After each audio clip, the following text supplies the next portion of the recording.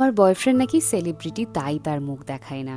Good morning to everyone, আশা করছি তোমরা সবাই ভালো আছো। বিশ্বাস করো আমিও খুব ভালো আছি। সকাল সকাল ঘুম থেকে উঠে মাকে মায়ের চাটা দিয়ে দিলাম, আর তাড়াতাড়ি করে এদিকে ভাতটাও বসিয়ে দিলাম, কারণ অনেকগুলো ওষুধ খেতে হয় তো তাড়াতাড়ি রান্নাটা না হলে অনেকটা বেলা হয়ে যায়। আজকে বেশি কিছু নয়, ভাত ডাল, তার সঙ্গে একটুখানি কুমড়ো ভাজা আর এগ কারি করব। সকালবেলা কিছু জিনিস বাড়িতে ছিল না, আর আমার একদম বাইরে থেকে বাজার করতে ভালো লাগে না, তাই ইদানিং যাই দরকার হয় অনলাইনেই অর্ডার করে ফেলি। তো আমি ব্রেকফাস্টটাও করে নিলাম। সকালে উঠে আমি একবার ওটস খেয়েছিলাম, তো এখন আবার খিদে পেয়ে গেছিলো, তাই খেয়ে নিলাম।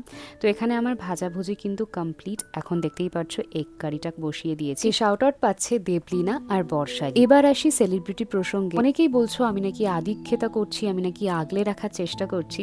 একটা ছোট্ট কথাই বলতে চাই, আমি এখন দেখাচ্ছি না যখন, সেটা নিয়েও তোমরা অনেক কথা বলছো, যখন দেখাবো সেটা নিয়েও অনেক কথা বলবে, কারণ সমালোচকরা সমালোচনা করবে, সেটাই খুবই স্বাভাবিক।